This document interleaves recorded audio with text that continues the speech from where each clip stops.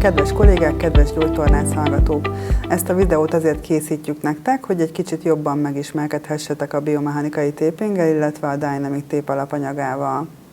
Először szeretnék bemutatkozni. Én dr. Csuhai Éva Anett vagyok, gyógytornász, népegészségügyi szakember és az egészségtudományok doktora.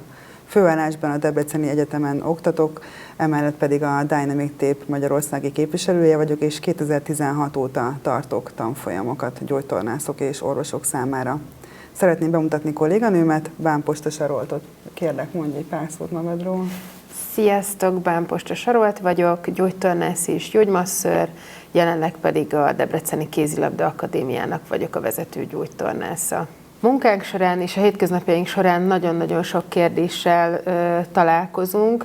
Kollégák is, illetve a betegeink is érdeklődőek a Dynamic Tape iránt, viszont sokszor merül fel ugyanaz a kérdés, ugyanazok a kérdéskörök, és ezeket szeretném feltenni neked, Anett, hogy világosíts föl minket, a kollégákat, illetve a leendő betegeinket is, hogy mi is az a Dynamic Tape, mit takar, és miben különbözik a biomechanikai taping módszere az eddig ismert kineziológiai taping módszerekétől? Hát valóban ez egy fontos kérdés, és igazándiból van néhány olyan szempont, amelyet ki kell innen emelnünk. Először is tisztáznunk kell azt, hogy milyen hatásokkal bírhat egy bármilyen taping.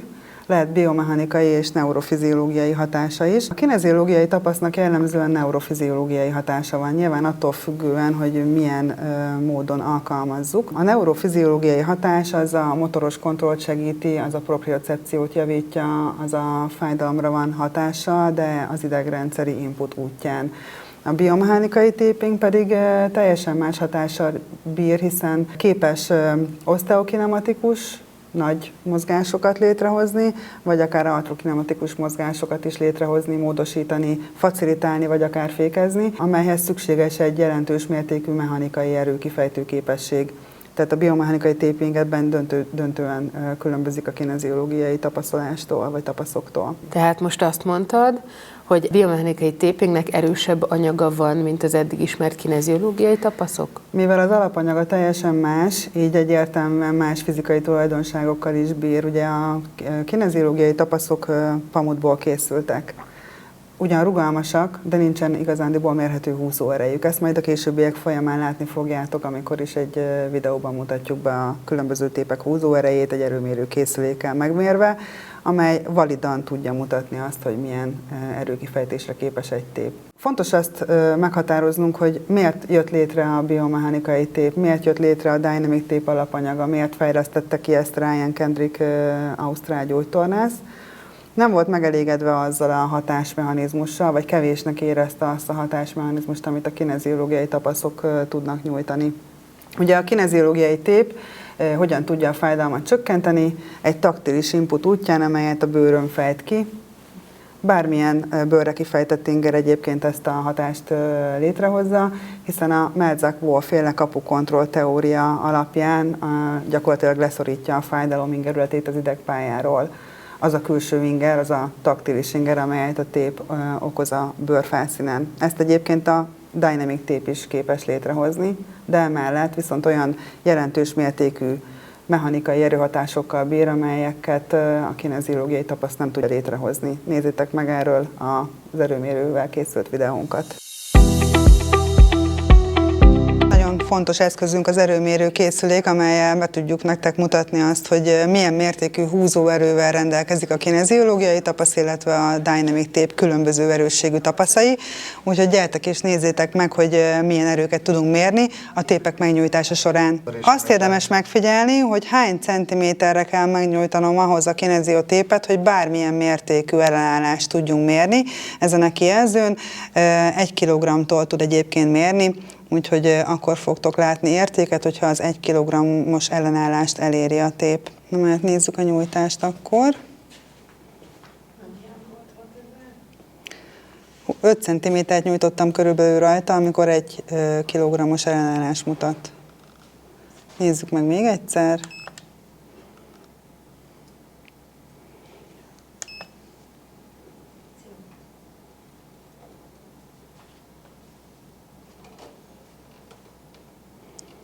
21 cm-nél jelent meg 1 kg, és itt már majdnem a teljes nyúlásánál tartunk a tépnek.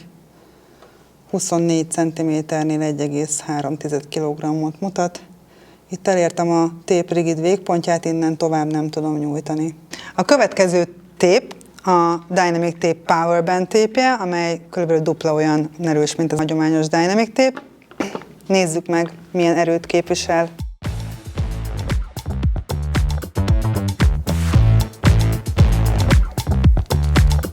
Ez egy lassú nyújtás, most 20 cm-nél tartok, és 3,6 kg-ot mutat a kijelző.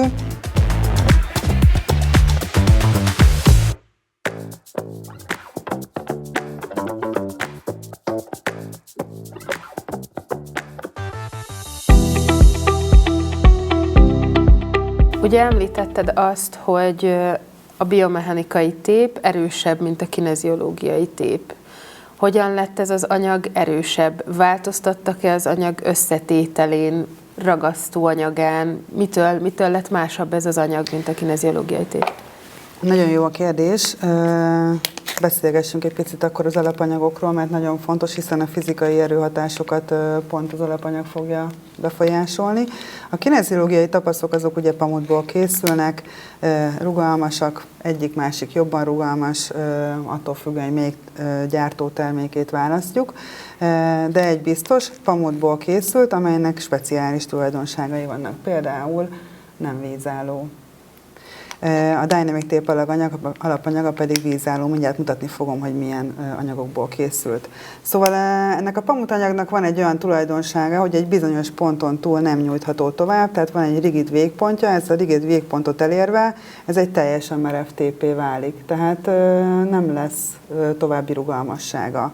Ez a Dynamic Tape-re nem igaz. Most látni fogtok különböző színű és mintájú tépeket a kezemben. Ez a 3 tapasz 3 különböző erősséget takar egyébként. Nylon és likra alapanyagból készült. Ugye tudjuk azt, hogy ezek az alapanyagok egyébként légelteresztőek és vízállóak is, vagy legalábbis nagyon gyorsan száradnak. Nem hiába készül a sportruházat egyébként pontosan ezen alapanyagokból. Illetve van egy negyedik típusú Dynamic Tape is, ez az Eco Tape, amely PET palacból készült, újrahasznosított PET palacból. A műanyagnak szintén van rugalmassága, illetve húzóereje. Nyilván más mechanikai profilral rendelkezik, mint a nylon és likra alapanyagú, de az biztos, hogy jelentős mértékű húzóerővel rendelkezik. Ha összehasonlítjuk a kineziológiai tapasz anyagában rejlő húzóerőt és a Dynamic Tape anyagában rejlő húzóerőt, akkor látható, hogy az 1 kg-os húzóerőhöz képest akár 10, akár 20 kg-os húzóerőt is létre tudunk hozni a Dynamic Tape alkalmazásával, ami azt jelenti, hogy a sérült képletek fizikai, mechanikai munkáját képes végrehajtani a tép az adott képlet helyett. Tehát ezáltal tud tehermentesíteni. És itt lépek vissza a fájdalomcsillapításhoz, és ahhoz, hogy milyen módon csillapítja a fájdalmat a kineziológiai tapasz, és milyen módon csillapítja a fájdalmat a Dynamic Tape. Az egyik az oké, a másik pedig inkább tüneti terápiának tekinthető, hiszen ha neurofiziológiai hatást próbálunk elérni, tehát próbáljuk az idegrendszert befolyásolni, az érzékelést befolyásolni, akkor kineziológiai tapaszt használunk, és ugye taktilis ingerek útján tudjuk csökkenteni a fájdalmat, vagy éppen javítani a propriocepciót. Míg a Dynamic Tape esetében a fájdalmat nem az idegrendszeri érzékelés útján módosítjuk, hanem azokat az erőhatásokat módosítjuk, amelyek a sérült képlet fájdalmát okozzák. Tehát itt a fájdalom oki tényezőit tudjuk módosítani, megváltoztatni vagy megszüntetni. Ez egy nagyon jelentős különbség. Említetted azt a különbözőséget, hogy a kineziológiai tép nem vízálló, a Dynamic Tape viszont igen. Feltételezheti azt a felhasználó, hogy egyébként a Dynamic Tape miatt tartósabb, tovább fent tud maradni, jobban bírja a külső hatásokat, mint a kineziológiai tép? A tapasztalatok azt mutatják, hogy tovább fennmarad, nyilván jóval tovább tudja ezáltal kifejteni a hatását, de nagyon sok mindenem múlik ez. Tehát a bőr pontos előkészítése az eszenciális. Ezt szerintem te is nagyon jól tudod, hiszen a napi gyakorlatban használod, és nagyon sok kolléga pontosan ugyanezt jelzi vissza. Amennyiben nem követi valaki a szigorú kritériumokat, a ragasztás kritériumait, úgy nyilván jóval hamarabb le fog válni a bőrről. Megfelelő zsírtanítással, megfelelő szőreltávolítással, megfelelő türelmi idővel a ragasztás után jelentősen növelhető a tartósága, akár hetekig fent marad a bőrön. Míg akár sportolók esetében is, vizes sportot űző sportolók esetében is. Éppen ezt akartam kérdezni, hogy van-e olyan külső hatás, ami kontraindikálja ennek a Dynamic Tape-nek a használatát, tehát akár vizes sport, kontaktsport, egyebek? Ilyen kontraindikációt nem tudok felhozni vagy említeni, speciális sporttevékenységet, amely esetében nem alkalmazható.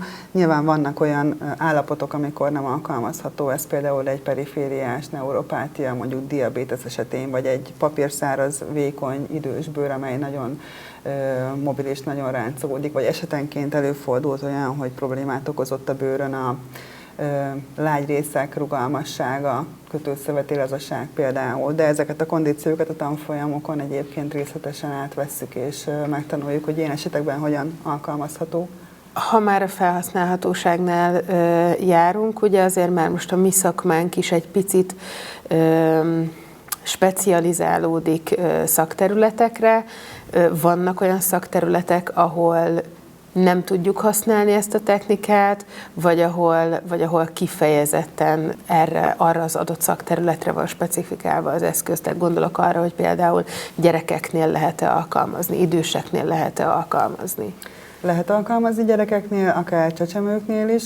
Nyilván tesztelni kell a bőrön a tépviselkedését, esetleges allergizáló képességét, remélhetőleg ilyennel nem találkozunk, nagyon ritka, az esetek 0,1%-ában allergiásak a betegek a ragasztóra, vagy akár az alapanyagra, de ez tényleg nagyon ritka, úgyhogy ez nem kizáró tényező. Az idősek esetében az előbb említett bőr állapota lesz nagyon fontos. Keringési betegségeknél körültekintően kell alkalmazni, de erre vannak megfelelő módszerek, de jelentős kontraindikációkat ilyen szempontból nem tudok mondani. Ezen kívül viszont, ha klinikai területekre szeretnénk lebontani, vagy esetleg specifikus problémákra, akkor azért nyilván megvan a helye több klinikai területen, nem a kardiológia lesz az, ahol alkalmazni fogjuk, és vannak olyan állapotok, amikor közvetve tudunk hatást gyakorolni a beteg panaszaira. Hozok egy példát, derékfájás. Ugye számos okból fájhat valakinek a dereka, lehet polckorongsérve például, nem fogunk tudni a polckorongra hatást gyakorolni egy téppel, ezt remélem senki nem gondolja komolyan, aki szeretne kezelni egy sérvet tépinggel, viszont nagyon sok segítséget tud nyújtani abban, hogy a reflexes vagy következményes izomfeszülést, rövidülést tudja orvosolni, és az ebből fakadó panaszokat, fájdalmat tudja csökkenteni. Tehát át tudja venni azon izmok szerepét, amelyek mondjuk tartják a törzset, mondjuk az extensor csoport esetében. Tehát ez egy példa, de itt láthatjuk azt, hogy konkrétan az adott problémára nem fog hatást gyakorolni. De beszélhetünk egy ortopédiai elváltozásról, például egy pes planusról, vagy egy lateralizált patelláról. Ilyen esetben jelentős mértékben befolyásolhatjuk a probléma forrását is, hiszen a patellát az ideális pozícióba helyezve meg fog változni az izmok húzás iránya, meg fog változni az izmok hossza, amelyben dolgozniuk kell. Ezt két szempontból kell vizsgálnunk. Egyrészt, hogyha a húzás irány megváltozik, akkor egy ideális irányba fogja elhúzni az izomcsoport az adott képletet, tehát csökkenthető az a káros hatás, amelyet egy lateralizált patella okoz. A másik pedig az, hogy ha az izom megfelelő hozban helyezkedik el, tehát mondjuk a vastus medialis obliquus rövidebb helyzetben tud dolgozni, jóval hatékonyabb lesz az erőkifejtő képessége, és ezáltal a tréningünk, amelyet a beteg számára megalkotunk, sokkal hatékonyabb és gyorsabb lesz, hiszen az erőkifejtő képesség növelésével nyilván az izom erő gyorsabban és hatékonyabban növelhető rövid távon. Mondhatjuk azt, hogy magának a tréning hatékonyságának fokozására is alkalmas? Abszolút, teljes mértékben. Igen. Vegyünk még egy példát, mert beszéltünk most ortopédiáról, beszéltünk a derékfájásról, beszélgethetünk a neurológiáról is például, hiszen a neurológiai betegek esetében lehet gyermekérintett, vagy akár felnőtt egy stroke után. Ilyen esetekben például a kóros minták megváltoztatása vagy módosítása fontos szempont lehet. Meg is fogjuk majd mutatni a későbbiek során a Wernicke-Mann tartásra alkotott ragasztásunkat. Ugye nagyon fontos, hogy itt ebben a kóros mintában a betegnek nagyon nehéz az önellátás, és célunk az, hogy nyilván mobilizációt követően elérjük azt a kívánt helyzetet, amelyből a beteg az önellátási tevékenységét el tudja végezni. Ugye itt nagyon fontos az, hogy a gyógytornász végrehajtsa a megfelelő technikákat annak érdekében, hogy a spazmust oldja, viszont fontos az is, hogy gátolja a kóros minta újbóli kialakulását. Manapság ezt egyébként ortézissel szokták végrehajtani, mondjuk egy kéz- és tenyérsint, egy alkarsint helyeznek fel, amely egy taktilis ingert ad a tenyéri felszínre, ezáltal egyébként elősegíti azt, hogy a beteg flektálja az ujjait és a csuklóját. Tehát amivel gátolni szeretnénk a problémát, pont az fogja facilitálni a kóros minta létrejöttét. A Dynamic Tape pedig alkalmas arra, hogy megfelelő módon felragasztva a kívánt ideális pozícióban ellenállást fog gyakorolni a kóros minta létrejöttére, és segíti a helyes irány létrehozását. Jelentős húzóerővel bír, tehát ez a jelentős húzóerő lesz az, amely gátolni fogja a kóros minta kialakulását. De nézzük meg azt a videót, amit a Wernicke-Mann tartásról készítettünk nektek.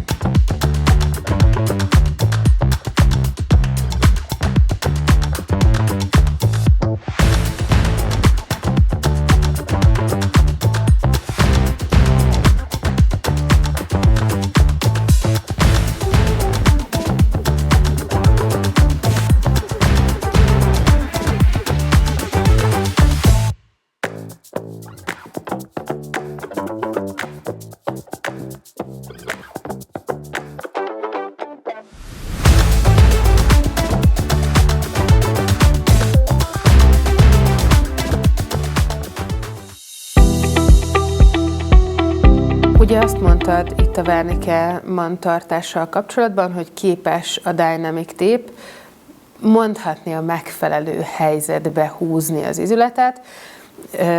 Gondolhatom azt, hogy traumás esetekben, luxáció, szubluxáció esetében alkalmazható vagy nem alkalmazható a Dynamic Tape akkor, amikor én éppen pont stabilizálni szeretnék egy izületet az adott korrigált helyzetében, nem szeretnék túl nagy elmozdulást, valamennyit mégiscsak szeretnék nekiadni, ebben az esetben is tudom használni a Dynamic Tape-et? Abszolút tudod használni. Az elején már említettem, hogy van egy olyan tépünk, az EcoTape, amely rugalmas, de merevebb, mint a hagyományos Dynamic Tape alapanyagok. Tehát a stabilitást ez a tép lesz képes létrehozni, jelentős mértékben fokozni, valamilyen mértékű mozgásterjedelmet engedni fog, de stabilizálja az izületet olyan mértékben, amely szükséges a funkcionális mozgások kivitelezéséhez, akár járáshoz. De fontos itt most egy példát hozzunk, akkor legyen a szupinációs bokatrauma. És akkor itt el kell különítenünk az akut és a krónikus bokaficam kezelését, hiszen egy akut szakban nem biztos, hogy egy merev téppel szorosan érdemes körbetekelni a bokaizületet, hiszen ez jelentős mértékben növelheti az ödémát, és fokozhatja a panaszokat.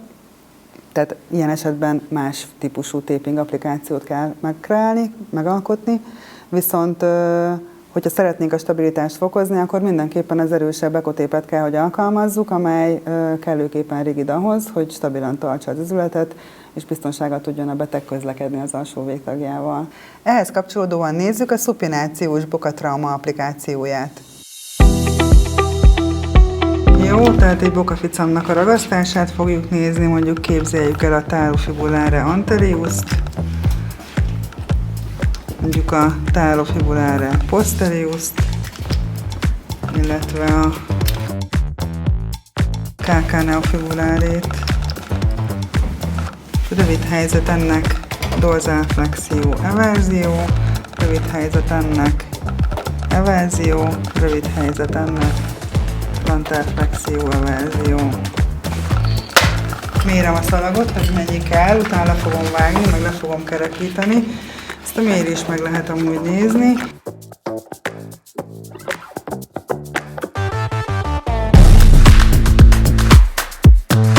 És akkor kész van mérve. Ebből rövidebbet vágok egy pár centiméterre, tehát ennyi lenne, ennyivel rövidebbet vágok. Könnyebben leválik, hogyha sarka van, tehát tartósabb a ragasztás akkor, hogyha le van kerekítve a sarka.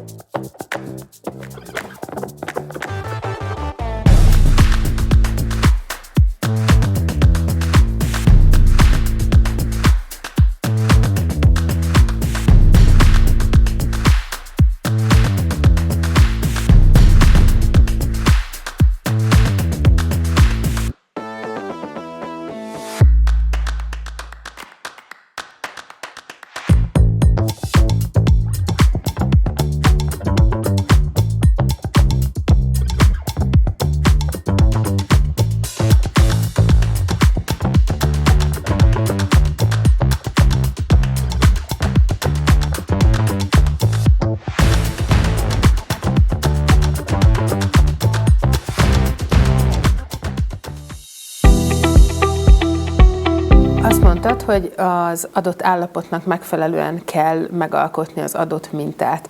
Ezek szerint te nem határozod meg adott problémára az adott mintát? Meghatározom minden egyes esetben újra és újra, és valószínűleg 2, 3, 4, 5 beteg esetében is lehet, hogy teljesen különböző módon fogom felragasztani a tépet ugyanarra a problémára. Teljesen személyre szabott lesz a taping applikáció. A tanfolyamon nem egy szakácskönyvet kapnak a résztvevők a kezükbe, hanem egy módszert, egy logikai hátteret kapnak ahhoz, hogy hogyan kell használni hatékonyan, szakszerűen ezt az alapanyagot és ezt a módszert. Tehát fontos megérteni mindenkinek azt, hogy önállóan kell eldöntenie, hogy milyen irányban, milyen húzóerővel, milyen pozícióban ragasztja be az adott beteget, és ez, még egyszer mondom, minden egyes beteg esetében valószínűleg más lesz. Itt fontos az analitikus gondolkodás, és fontos a logika. Fontos tudni az anatómiát, fontos tudni a mozgástant, de nincsenek szabályok, tehát nem tudunk adni egy fényképet és egy leírást, hogy erre és erre a problémára A-ból B-be ennyi húzással kell megragasztani ezt a problémát, hanem a fizikális vizsgálat alapján szükséges eldönteni, hogy milyen húzóerőre van szükség, mekkora mértékű stabilitásra van szükség, és ennek alapján érdemes kiválasztani a megfelelő alapanyagot. Beszéltünk ugye itt a szupinációs bokatraumáról. Ugye ott inkább talán fékezni szeretném elsősorban, főleg a kucakban ugye a túlmozgástól szeretném óvni az izületet, de hát azért testhez viszonyítva a boka azért mégiscsak egy kisebb izület. Olyan nagy izületek esetében, nagyobb terhet, nagyobb mozgást viselő izületek esetében is, mint a térd. Egy ekotéppel tudok akkora fékezést biztosítani az izület számára, ami őt megóvja? Konkrétan valamilyen problémára gondolsz, vagy úgy általánosságban? Az én munkám során rengeteg keresztszalag szakadás, meniszkusz probléma, instabilitási problémák jelennek meg, és tudom-e az érdekelne, hogy tudom-e fékezni a térdizület mozgását, tudom-e visszafogni a túlmozgástól? Természetesen igen. Ehhez általában egyébként az ekotépet szoktuk alkalmazni. Mondok néhány példát. Tudjuk fékezni például a tért hiperextenzióját. De ezt az alapanyagot nagyon nagy körültekintéssel kell felhelyezni ezen nagy izületek, nagy mozgásterjedelmű izületek áthidalásakor, hiszen, mint mondtam, nagy húzóerővel bír, viszont kevésbé rugalmas, tehát jelentős nyíróerőt tud gyakorolni a bőrre. Ettől függetlenül nagyon hatékonyan alkalmazható például egy tért hiperextenzióban, vagy akár egy keresztszalag sérülés esetén is. A keresztszalagok sérülése, vagy akár a rehabilitációja egy műtét után egy nagyon fontos topik, hiszen nagyon sok sportoló szenvedettől, sőt nem csak sportolók, hanem akár hétköznapi emberek is, akik nem végeznek intenzív sporttevékenységet. Az ő esetükben nyilván meg kell határozni azt, hogy milyen irányokat kell, hogy gátoljunk, fékezzünk, melyik szalag sérült, és annak a szalag funkciójának megfelelően kell megalkotni a ragasztást. Lehet ez előső, hátsó keresztszalag is, lehet ez a mediális vagy laterális, kollaterális szalagrendszer is, attól függően mely szalagok sérültek, ennek megfelelően kell a ragasztást megalkotnunk, és igen, az ekotép lesz az, ami alkalmas lesz arra, hogy ezen szalagok funkcióját pótolja. Jól értem, hogy úgy, ahogy a szupinációs bokatraumánál is kvázi tudok reprodukálni egy ortézist, vagy ahogy a Wernicke vontartásnál is mondtad, ugyanígy akkor egy keresztszalagpótlás utáni állapotban is tudok létrehozni egy ortézis mintát magával a téppel? Én szeretem ezt funkcionális brészragasztásnak nevezni egyébként. Sok esetben annak ellenére, hogy mondjuk csak az előső keresztszalag sérült, mondjuk az egyik oldalszalaggal együtt, én egy komplex funkcionális brészragasztást készítek, amely tartalmazza a hátulsó keresztszalag ragasztását is, illetve mindkét mediális és laterális, kollaterális szalag ragasztását is, sőt, akár kiegészíthetem a quadriceps mechanizmusának támogatásával, tehát az extenzió elősegítésével. Ez egy nagyon-nagyon hatékony és kényelmes ragasztás, sokkal kényelmesebb, mint bármelyik brész, és azt a stabilitást egyértelműen tudja biztosítani, mint egy hagyományos bracing. Akkor lássuk az előső és hátsó keresztszalag trauma esetén alkalmazható ragasztási technikákat.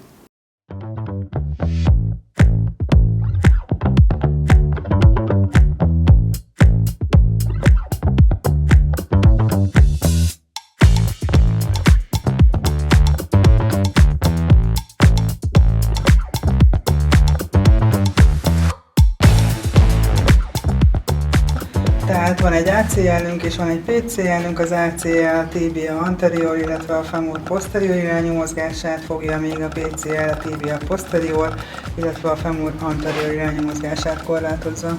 Egyszer egy mérésem van, megvan a szalagom, ezt levágom.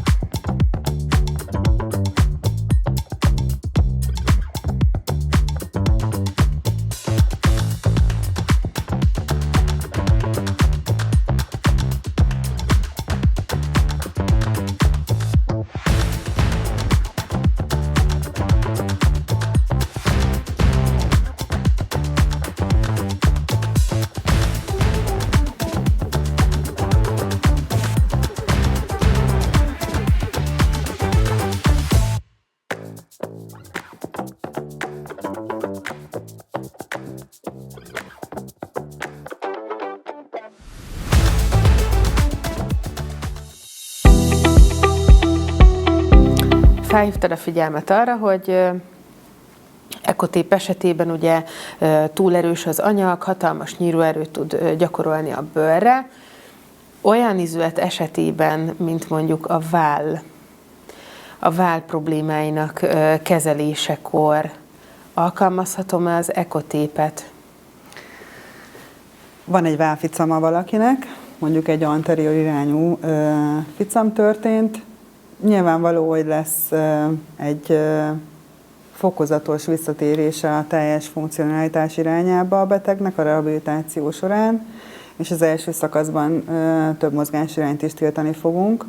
Ilyen esetben alkalmazható az ekotép, de amikor már a rehabilitáció olyan fázisában tartunk, hogy a mozgások nagyobb mozgásterjedelemben megengedettek, akkor cserélnünk kell egy olyan dynamic tépre, amely nagyobb mozgásterjedelmet engedélyez, és nincs olyan nagy ellenállása, mint az ekotépnek. Tehát nyilván stádiumtól függően kell meghatároznunk azt, hogy mikor, melyik tépet tudjuk alkalmazni. Ez abszolút attól függ, hogy a betegnek milyen immobilizáció szükséges az adott izületben, illetve milyen mértékű erőhatások szükségesek a mozgások kivitelezésének segítése érdekében. Ha már érintettük a vállfájdalmakat, szintén gyakori probléma a különböző nyakfájdalmak. Ugye, ha jól értettem, beszéltél a derékfájásról, a nyakterülete sem éppen az a kategória, ahol feltétlenül közvetlenül tudunk hatni a nyaki panaszokra, mégis van erre valami megoldás? A vállói panaszok tekintetében egy nagyon-nagyon egyszerű és hatékony ragasztást fogok majd megmutatni itt a videók során, amit nagyon-nagyon szeretnek a betegek. A vállövi izmomzat, trapézfelső, levátorszkapulé panaszai esetén nagyon hatékonyan alkalmazható, viszont nagyon-nagyon fontos azt tudni, hogy a ragasztás módszere az teljesen eltér attól, ahogyan ezt más taping esetében megszokhatták a kedves kollégák. Technikailag van-e különbség a kineziológiai és a biomechanikai tép módszerek között? Ha én már egyszer elvégeztem egy akár több kineziológiai tanfolyamot, és ugye megvannak a ragasztási módszereim, ugyanezen alapelvek mentén tudom-e használni a biomechanikai tépet, vagy valamilyen más ragasztási módszert kell megtanulnom hozzá? Sajnos tépnek hívják mind a két eszközt, és amiatt mindenki azt gondolja, egyébként én ezt tapasztalom, hogy a kineziológiai taping elvei alapján hatékonyan alkalmazhatja a dynamic tépet. Természetesen ki tudja fejteni azokat a hatásokat, azokat a neurofiziológiai hatásokat, amelyeket a kineziológiai tapasz is, de a biomechanikai hatásmechanizmus elérése érdekében teljesen eltérő módon kell alkalmazni. Sokan ismerik egyébként a kineziológiai tapaszokat, és tudják, hogy hogyan kell felhelyezni egy izület esetében, vagy egy adott sérült képlet esetében. Én azért készítettem ezt a 2 deszkából létrehozott kis könyökizületet, hogy ezzel könnyebben tudjam imitálni, bemutatni azt, hogy hogyan is működik. Képzeljük el azt, hogy ez a felkarcsont, ez az alkarcsont, és a bicepszünk innen valahonnan ugye ered, és ide valahová tapad a rádiuszra, a tuberositas rádira. A bicepsnek az a funkciója, hogy a könyökizületet behajlítsa, nyilván szupinálja az alkart emellett, és a vállizületet is flektálja, illetve dolgozik excentrikusan is akkor, amikor egy súlyt leengedünk, vagy akár a karunkat kinyújtjuk, a könyökünket kinyújtjuk. A kineziológiai taping módszere esetében általában eredéstől tapadásig, vagy tapadástól eredésig ragasztanak a kollégák. Itt az anatómia a legfontosabb szempont, tehát ismerni kell az anatómiát és a képlet elhelyezkedését, és ennek megfelelően kell a ragasztást megalkotni. A biomechanikai taping esetében nyilván ugyanúgy ismerjük az anatómiát, de a funkcióra fókuszálunk, tehát arra a mechanikai munkára, amelyet az adott képlet végez. A biceps esetében, hogyha csak a könyök flexiót figyeljük meg, akkor tudjuk azt, hogy egy nagymértékű erő szükséges ahhoz, hogy a könyököt behajtsuk vagy kinyújtsuk. Itt viszont mi nem azt fogjuk figyelembe venni, hogy honnan ered és hová tapad, hanem azt, hogy mi a funkciója, és egy olyan erőhatást kell létrehoznunk, amely képes létrehozni a könyök flexióját és extenzióját az izom helyett. Ezáltal tudjuk tehermentesíteni, ezáltal tudjuk csökkenteni a fájdalmát. A ragasztásunknak nagyon-nagyon fontos alapelve lesz az, hogy át kell hidalnunk egy vagy akár több izületet. és lehetőleg minél hosszabban kell áthidalnunk, hiszen kell nekünk egy erőkar, kell egy hosszú erőkar, a tép erőkarja, amely ezt a működést, ezt a funkciót létre tudja hozni. Tehát mi át fogjuk hidalni a könnyűkizületet, nem csak éppen, hogy az izom tapadásáig, hanem egész hosszan az alkar és a felkar tekintetében. Ez egy jelentős különbség. A másik nagyon jelentős különbség az az, a kineziológiai tapaszt a adott képlet megnyújtott helyzetében helyezik fel. Tehát ha a bicepsről beszélünk példaként, akkor a könnyűkizület nyújtott helyzetében, a biceps előnyújtott helyzetében kerül felhelyezésre a tép. Míg a dynamic tép esetében rövid helyzetben hozzuk létre a ragasztásokat, minden esetben az adott sérült képlet, vagy a tehermentesítendő képlet rövid helyzetében. Most el lehet azt képzelni, hogy a könnyűkizületet behajíthatjuk ennyire, ennyire, ennyire, ennyire. Tehát különböző mértékű erőhatás fog létrehozni a ragasztásunk, attól függően, hogy milyen mértékű rövid helyzetet hozunk létre. Emellett befolyásolni fogja a használt erőhatást az is, hogy melyik tépet használjuk. Hogy egy erős powerbandet használunk, vagy egy kevésbé erős és kevésbé széles, keskenyebb, hagyományos Original Dynamic tépet használunk. Tehát sok minden befolyásolhatja azt az erőhatást, azt a tehermentesítést, amelyet mi létrehozzunk. Ezért mondtam azt, hogy kell a gyógytornász vagy az orvos logikája és tapasztalata, akár manuális tapasztalata ahhoz, hogy tudja, melyik esetben milyen mértékű rövid helyzetet kell alkalmaznia, melyik szélességű tépet kell alkalmaznia, 5 cm vagy 7,5 cm szélességűt alkalmazzon, hiszen nyilván a másfélszer olyan széles anyagban másfélszer annyi erő lakozik. Vagy esetleg alkalmazzon-e egy ekotépet a problémának megfelelően, amennyiben ez lehetséges. Ez egy döntő jelentőségű különbség egyébként, pontosan ezért nem képes senki sem felragasztani hatékonyan dynamic tépet egy kineziológiai taping tanfolyamot követően, hiszen nem tudja azokat az erőhatásokat menedzselni, és meghatározni azokat a módokat és irányokat, amelyekben a leghatékonyabban alkalmazhatja a dynamic tépet. Úgyhogy én azt gondolom, hogy a tanfolyam elvégzése eszenciális ahhoz, hogy hatékonyan tudja valaki alkalmazni a dynamic tape-ben rejlő kiváló lehetőségeket. Említetted az imént, hogy a dynamic tépet rövid helyzetben kell felragasztani, azzal szemben, hogy a kineziológiai tapaszt pedig előnyújtott helyzetben. Mi ez a rövid helyzet, és miért fontos? A rövid helyzetben ragasztottam fel ezt a powerbandet, 5 cm-es powerbandet erre a imitált könnyökizületre. Ha rövid helyzetben ragasztunk fel egy ilyen rugalmas tapaszt, akkor a könnyök nyújtása során ebben a tépben egy elasztikus energia generálódik, mint ahogy a bungee kötélben, amelyre a tornyokból ugranak le a fiatalok. Amint megindítom a könnyök flexióját, ez az elasztikus energia visszatöltődik a mozgásba, és létrehozza az elmozdulást, anélkül, hogy egyáltalán bármilyen mértékű erőt kellene generálnia az adott képletnek. Tehát akkor, hogyha ez egy könnyökizület, és bicepsről beszélünk, akkor ezek szerint én a bicepsnek a teljes funkcióját helyettesíteni tudom, vagy meg tudom adni ezzel a téppel. Így van. Ebben a példában itt csak a könnyökizületet imitáltuk, és annak a flexióját hozta létre a tép, de egyébként, hogyha a biceps összes funkcióját szeretném befolyásolni, tehát az alkari szupinációt, a könnyök flexiót és a vállizületi flexiót is, akkor ennek megfelelően kell az ragasztás irányát meghatároznom, hogy a tép maga szupinációt hozzon létre, könnyökflexiót és vállizületi flexiót, emiatt nyilván át kell majd hidalnom a vállizületet is, de igen, teljes mértékben tudom pótolni, úgymond, a biceps funkcióját. Nézzük meg, mi a különbség valójában a kineziológiai tép és a dynamic tép között ezen példa útján. Annak érdekében, hogy jobban tudjuk érzékeltetni a kineziotép és a biomechanikai tép közötti különbségeket, készítettünk egy ilyen fából készült könnyökizületet, úgyhogy képzeljük el, hogy az egyik fadarab, a deszka lesz az alkar, a másik pedig a felkarcsont.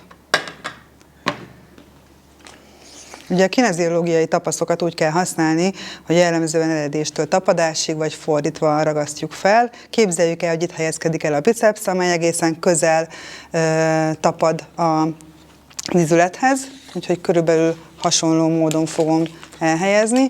Ugye a kinezió taping esetében a ragasztás maga úgy helyezkedik el, és úgy kerül felhelyezésre, hogy a tép az adott képlet nyújtott helyzetében kerül fel, tehát nyújtott könnyék izületi helyzetben ragasztjuk fel. A tépet általában elő is szokták nyújtani valamilyen mértékben, és az izom tapadásához kerül a vége a tapasznak. Nézzük meg, hogy mi történik így ebben a helyzetben. Vajon fékezi-e a könnyök extenzióját a kineziotép, illetve létrehozza elmozdulást, behajlítja-e a könyököt. Hát, mint látjátok, nem. A Dynamic Tape ragasztási elvei szerint fontos, hogy áthidaljunk egy izületet, ez a könyökizület lesz, illetve egy másik fontos szempont az, hogy mindig az adott izület rövid helyzetében alkalmazzuk a tépet. Az, hogy milyen rövid helyzetben alkalmazzuk, tehát milyen mértékben lesz behajlítva ez a könyökizület, az attól függ, mennyi energiára van szükségünk, illetve milyen mértékű tehermentesítést szeretnénk elérni. Úgyhogy itt nem feltétlenül vesszük konkrétan figyelembe az izom eredését és tapadását, de nyilván tudjuk azt, hogy hol helyezkedik el a képlet, és fontos nekünk a funkciója. Ugye szeretnénk, hogyha a tapaszunk a biceps funkcióját átvenni. Egy könyökflexiót hoztam létre, és fölhelyeztem a biomechanikai tépemet. A legfontosabb különbség a biomechanikai taping és a kineziotaping között az az, hogy ez a tép ez képes azt a mechanikai munkát végrehajtani, amelyet egyébként a biceps hajtana végre ebben az elmozdulásban. Nézzük meg, kinyújtom a tépet, egy elasztikus energiát generálok ezáltal az anyagban, majd ez az elasztikus energia töltődik a mozgásba, és végrehajtja azt a flexiót, amelyet egyébként a bicepsnek kellene létrehoznia. Láttátok azt, hogy itt nincs bicepsünk, tehát ez egy mindenféle izomtól mentes izület, és mégis képes a hajlításra. És ez az elasztikus energia alkalmas-e, használható-e teljesítményfokozásra, egy tréning hatékonyságának a fokozására? Abszolút, természetesen. Hozunk is erről egy példát egyébként, ami alkalmas teljesítményfokozásra akár. Ez az Achilles tendinitisnek az applikációja, ami egyébként a tricepszuri funkcióját fogja nagymértékben javítani, vagy elősegíteni, vagy akár tehermentesíteni, pótolni. Itt a bokaizület plantárflexiós helyzetében szükséges egy erőteljes tépet felragasztani a bokát áthidalva. Ebben az esetben jelentős mértékben csökken az az erő, amelyre szükség van az elrugaszkodáshoz. Nyilván a tép ereje hozzáadódik az izom által kifejtett erőhöz, és ezáltal akár az elrugaszkodás sebessége és ereje is jóval nagyobb mértékű lehet. És ha egy egészséges emberre teszem föl ezt az applikációt, akkor én tudom fokozni az ő triceps szúriának az erejét, tehát az elrugaszkodásának a mértékét is? Az elrugaszkodás mértéke fog ezáltal fokozódni, a triceps szúri ereje nem fog változni, vagy nem fog növekedni, ezáltal inkább csökken, hiszen nem lesz szüksége akkor erőkifejtésre. Mondjuk egy hosszú, fárasztó maratonfutás esetében ez nagy segítség lehet, de egyébként nyilván nem ez a célja a Dynamic Tape-nek, hogy egészséges emberek teljesítményfokozásával foglalkozzunk, hanem az, hogy a kiesett funkciókat pótoljuk, vagy esetleg módosítsuk azokat a mozgásokat, amelyek nem kívánatosak. Tehát más a célunk egyébként, de ettől függetlenül alkalmazható volna a teljesítményfokozásra is. És ha már teljesítményfokozás, akkor nézzük az Achilles tendinitis esetén alkalmazható ragasztást.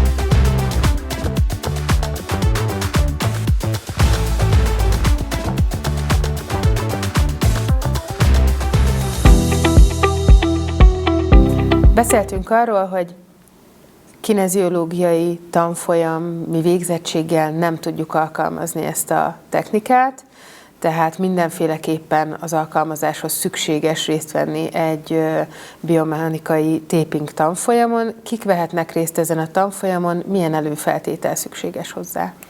Mi laikusokat nem képzünk, csak gyógytornászokat, gyógymasszőröket, illetve orvosokat várunk a tanfolyamainkon, és beengedjük a gyógytornász hallgatókat is megfelelő feltételekkel. Itt a biomechanika tantárgy és a mozgástan 1-2-3 tantárgy teljesítése az előfeltétele a részvételnek.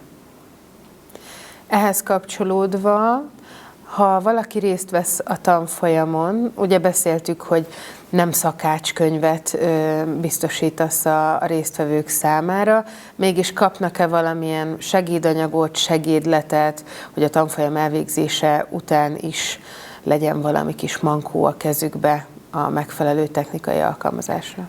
Van egy rövid munkafüzetünk, amely valóban csak néhány példaapplikációt tartalmaz, amelyhez nem szükséges ragaszkodni a munka során egyébként, sőt kifejezetten kérem a résztvevőket, hogy ne ragaszkodjanak soha ahhoz, amit megtanultak, hanem mindig használják az elsajátított módszert alapelveit, és személyre szabottan az adott beteg és probléma esetében egyénileg határozzák meg a szükséges ragasztás módját, irányát, pozícióját, egyebeket.